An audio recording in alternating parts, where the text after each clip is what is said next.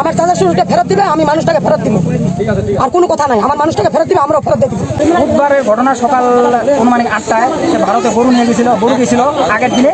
তারপরে দিন গরু খুঁজতে গেছে, বর্ডারের পাশে গেছিল, বিএসিও আসে, নদীর ধারে গেছে, বিএসিও আসে, সে কানে শুনতে পারে না, সে হাঁটতে পারে না, সে গরু টানে গেছিল, গরু টানে গেছিল, গরু টানে যাওয়ার পরে এখন ওরা নিয়ে গেছে।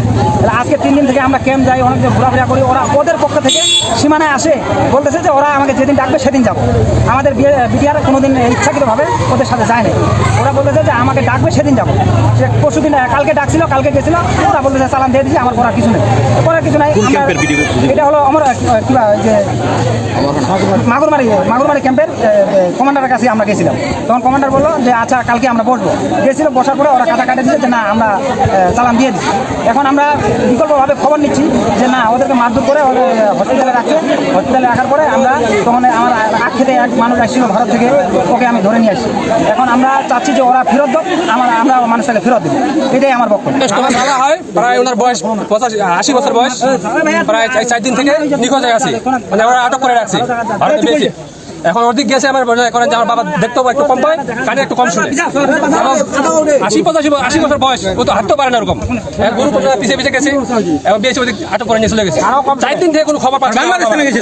আমার বাবার 4 দিন থেকে কোনো খবর পাচ্ছি না। আজকে কমান্ডার সাহেব বলতেছে যে চালান দিছে, আজকে বলতেছে 4 দিন থেকে আমার ঘোরা ফিরে নিয়ে বেড়ায়, আজকে বলতেছে চালান দিছে।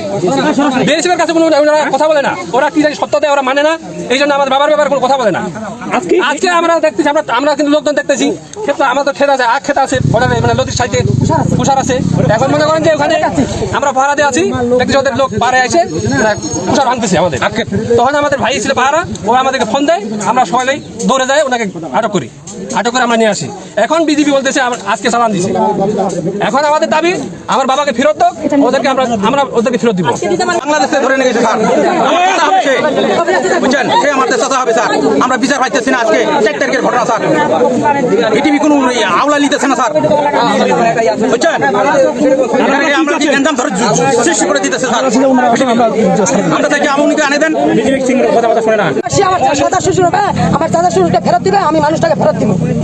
আর কোনো কথা নাই, আমার মানুষটাকে ফেরত দিবে, আমরাও ফেরত দিয়ে দিব আজকের মধ্যে। সবারই কথা। 80 বছর, ও শুধু গরু চালা নিয়ে বেড়া, আর কিছু করে না। এখন দেখেন 80 বছর বয়স, লোক কি যাইতে পারে ওইদিক পার হয়। আমি কইছে খবর হলে গেছে, খবর তুমি যে আমার সঙ্গে কত পয়সা হয়েছে। খারাপ বলছে সুগার আছে, খারাপ কথা বলে দিছি, খারাপ আছে কেমন আছে, আমার সঙ্গে যত খারাপ মানুষ আমার সঙ্গে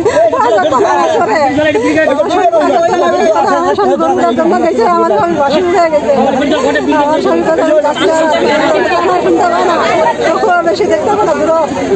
গরু ওইখানে পড়ে গেছিল হাতে, আমার বাবা খুঁজতে গেছিল আমার শ্বশুর, তখন ওই গরুকে ওরাই উঠাই দিছে, এ পাশে উঠাই দিছে, আর ও পাশে আমার শ্বশুরকে ধরে নিয়ে চলে গেছে। কিন্তু আমরা বলতে পারি না, গরু আমাদের বাসা আছে কিন্তু মানুষ এখনো আসেনি। যে আজ যে 4 দিন হয়ে গেল, এখনো আমার শ্বশুরকে মানে পাওয়াই যায় না, খোঁজ ওরা কিছুই দেয় না যে আসে না নিয়ে আসে। তার জন্য এদের ধরে নিয়ে আসে, আমাদের শ্বশুরকে ফেরত দেবে, আর এরা নিয়ে যাবে, এদের মানুষে এরা নিয়ে যাবে।